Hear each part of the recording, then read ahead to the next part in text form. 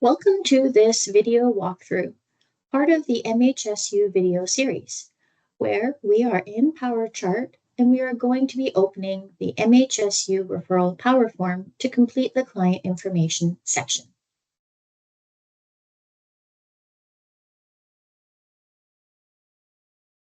Okay, so we are in our client's chart, electronic health record, after seeing our client at intake. And we check on the banner bar to make sure we're in the correct person. And so we can see that this is the correct MRN, date of birth, and name. And for the purposes of this demonstration, this client will go by the name Madison. We can see under gender, there's an I. So what that does tell us is there's some additional information here. So our client identifies as a transgender male. And when I look at the pronoun use, it's they and them. So I'm going to keep that in mind as I chart. And so what I want to do to make the referral, this client has requesting a referral coming into intake and asking for some counseling. So there's a couple of ways that I can get to that information or get to the MHSU referral form. One is if I am in the MHSU workflow tab in patient summary, I can go to forms and the form will be right there. So we can go that way. Another way would be through the mental health summary. And again, through the mental health MHSU referral, MHSU workflow. And I could go to forms and same thing. I can see that it would be right here to click. And then another option, because this bar is always stable, is to go to ad hoc and then go to the referral form here to click that. And then we can hit chart. So a couple of ways to get to the MHSU referral form. When we open that up, we can see that there's 3 tabs. And so these tabs are areas that we need to fill in order to send this off into pathways. We'll go through each tab. But the first tab we're going to complete in this video is client information. So we already spent time going through our demographics and reviewing that, making sure that it was correct, that the client's last name, gender, age, date of birth, gender identity, address, phone number were all correct. But we're just going to make sure that that transferred over correctly. So we see that that is, so that's awesome. And so we're going to click yes, that that is correct. So when it comes to preferred method of contact, we can click more than one, and our client does prefer text message, but they also prefer an alternative contact. Their roommate has another form of contact because they just don't find that they don't always either look at their phone or have minutes or power to their phone. So they want to make sure that we know that their roommate is part of their information in terms of contact. So you can click more than one in this section. And whilst you can right click to comment, if you do chart anything in the comment field here, it actually won't transfer over into pathways. So that's not ideal to do that. Just like I did here, if you have some additional information, in this case, that Nancy White is an alternative contact, then we want to put that in that field there so that the receiving agency can actually get that information.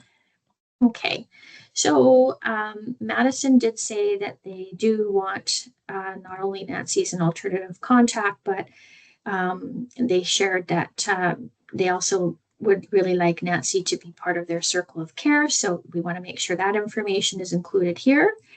In terms of the client's goal, we're really trying to use their own words about what is going on with them. And in this case, Madison was pretty clear. So they did share with us how they're feeling. And so we're going to use their own words in terms of why they came in today. And we're going to chart that because these pieces will go over into pathways. In terms of attempted a solution, same thing. We're going to use the client's words to, in terms of the attempted solutions that they've tried so far, if they've shared anything with us around that. So again, we're just going to make sure that the words are Madison's own. And let's fix that up with some quotes. Okay. And moving on down. We don't have a lot of text space in these white fields, about 200 words or so. And we'll get to the next one, clinician's reason, in just a little bit where you have more. But these areas are really centering the client's voice in terms of what they were experiencing when they came in. So we're just going to chart that there. Alrighty, so this next section, clinician's reason for referral. You have a lot of text here. You could pages. So if you're referring to a service that you know has some specific areas that they would like documented, or you know that because you're referring from within your own agency or out, then this is an area where you could put lots and lots of text to make sure that you're addressing what the receiving service, destination service would like. In this case today, there isn't a lot that we're going to share. We're just going to put a little bit of context, and this is how it works in our particular service. We're just going to keep it fairly brief about what happened with the client today. When it comes to active problems, looks like there's nothing here for our client today. And if there were any active problems, then they would auto-populate. And so in this case, there is no active problems, and we do know that is true in this case. So this is correct. So if that wasn't the case, then we would have to go to the diagnosis and problems area of the EHR, and we would need to add or remove any problems. But that's correct for now. So this section, this first section, is completed, and we'll move on in the next video. In the second part, we are back in PowerChart, and we will be completing the Health of the Nation Outcome Scale and Checklist section of the MHSU referral power form. So we are back in Miriam's chart. So we have Miriam up here, her name, and we have previously completed the client information section of the MHSU power form. And in this walkthrough, we're going to complete both the HoNOS section and the checklist section. And right now we've clicked on the HoNOS adult because that fits her situation best.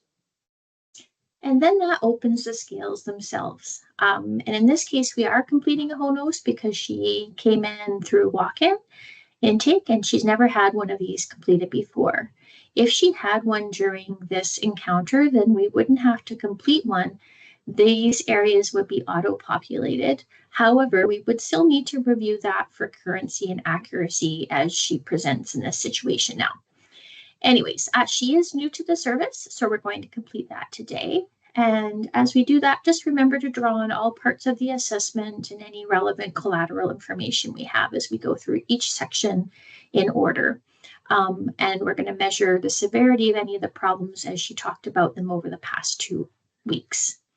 So for this one, this scale in terms of aggressive or disruptive agitated behavior, that wasn't an issue for her. In terms of her, she did express some thoughts of self-harm. They were passive. They were definitely present, and some concern for her, mild concern. She also discussed some changes in her drinking, and so we'll put that as well there. And alcohol use, no issues with her cognitive area, so we'll put that 0 as well there.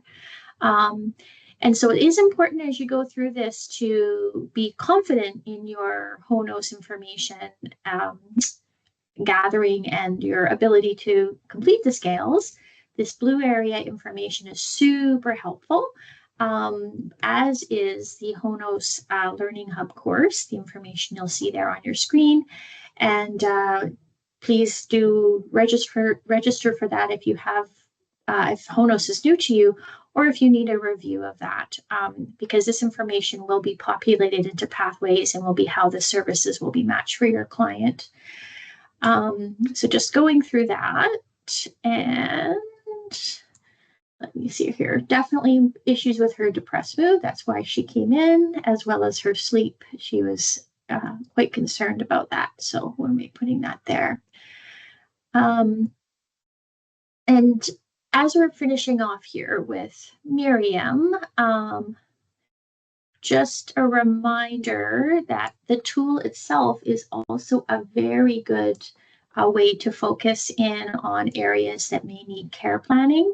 So if an area is rated as moderate or severe or higher, so from 3 onwards, then it does need to be incorporated into her care plan. That's a way to focus on what is a concern for her in terms of severity of some symptoms and as well as what she's presenting with. So that is completing that. In order to save this information, we just click this button here. So that will save that. And we can see here that that means that that has now been saved. So we can move on into the checklist. And in the checklist, this is a kind of a final review that we have all the elements of the chart in place in order to send off the referral. Miriam was really clear about coming in and wanting counseling services. She does consent, so that part is really clear. These mandatory assessments we have already completed, so we can click that yes here.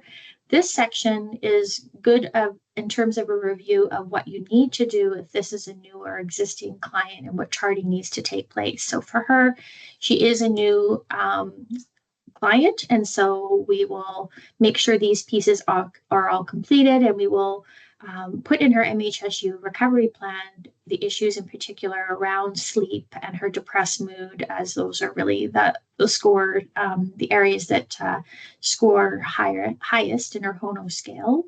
And then we click yes for referral to pathways. Now, clicking yes here does not mean that the form itself has now transferred the information. It just means that we are now ready to complete this part of the checklist. And if we want to save the information here, that will mean that the information is indeed not sent. So we would have to go into the Power Form and find that information again in the save forms.